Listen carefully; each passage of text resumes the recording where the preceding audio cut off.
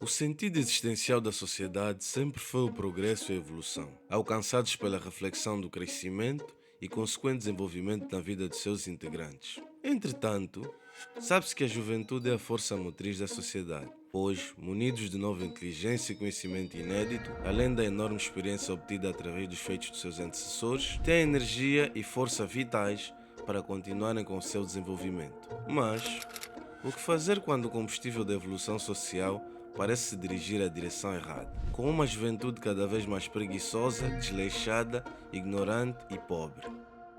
Será que isso é novidade para a sociedade ou a juventude atual está realmente fadada a fracassar?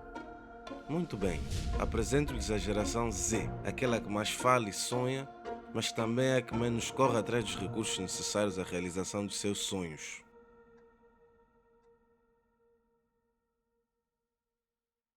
Penso ser impossível negar que estamos a viver numa geração de ignorantes e as imagens falam por si.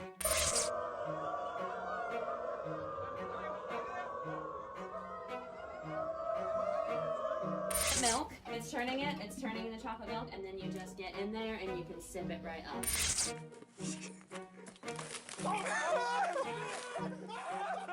É tão impressionante a capacidade que temos de realizar feitos cada vez mais inimigos do desenvolvimento humano e ainda desfilar por isso. Mas é histórico que isso nem sempre foi assim.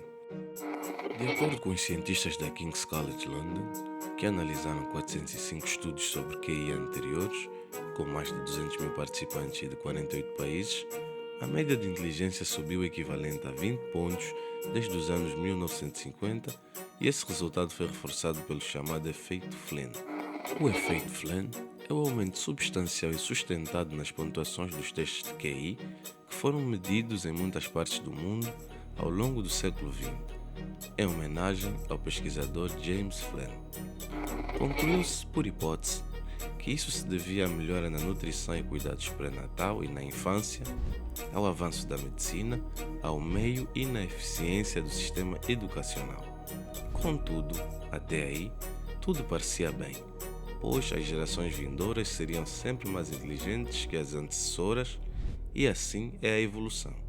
Entretanto, ainda assim, a juventude desse período possuía problemas similares aos da geração atual, pois, com o boom e consequente avanço tecnológico, veio a libertinagem e decadência moral. A sociedade tinha que lidar com a estupidez e a promiscuidade da juventude disponibilizadas em rede aberta, com a desvantagem de ninguém poder decidir a programação do dia.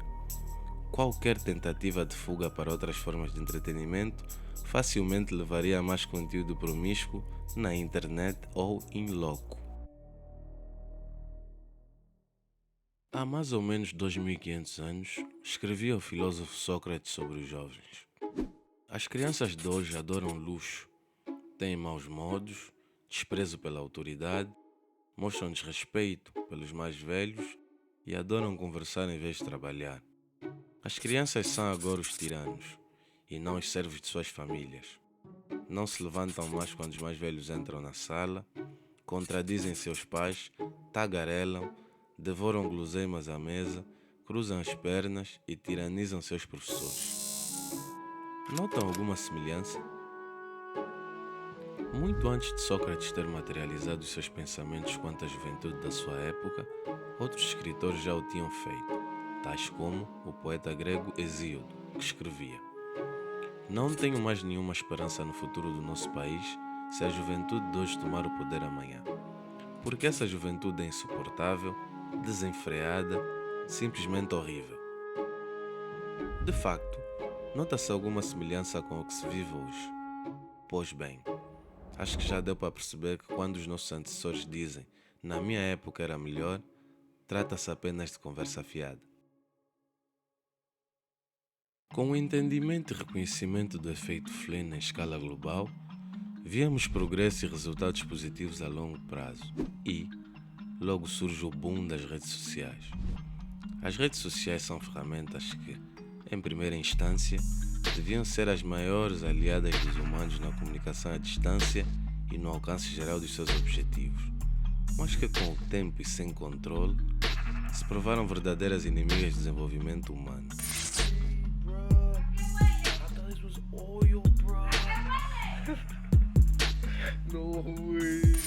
show you guys how you can never slip when you're on ice.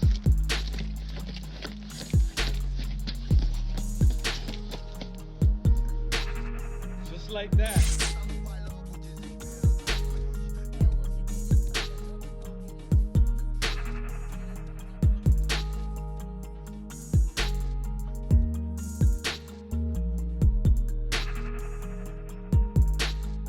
Com o desenvolvimento, de forma alargada, das redes sociais, a distração propositada e o entretenimento se tornaram parte da vida do cidadão e com isso veio a necessidade de se criar cada vez mais conteúdo.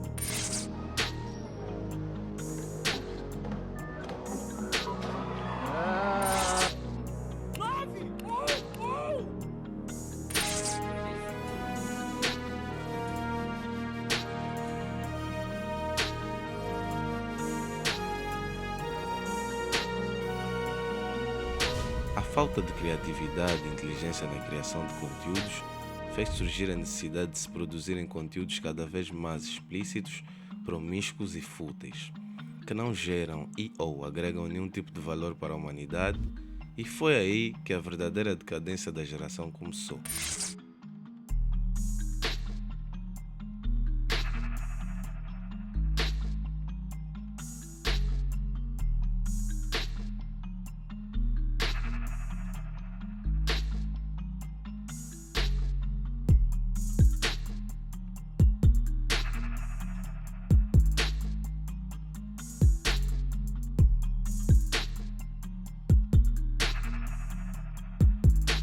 A programação de rolagem infinita, junto aos alertas de notificações com cores apelativas nas redes sociais, causa exposição exagerada de informações descentralizadas e efêmeras que, associada a outros fatores ambientais, tais como a poluição do ar, a poluição da água e o desmatamento, causam o emborrecimento da geração, sem esquecer o papel do sistema educacional antiquado e falho.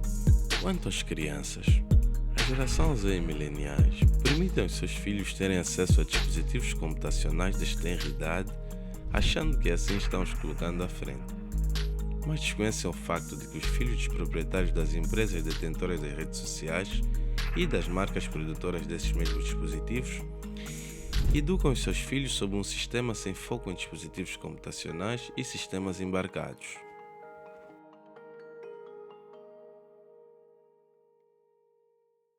É importante para o progresso desenvolvermos conversas sobre mudanças culturais, mas, mais importante ainda, é tomar cuidado com os exageros e rótulos.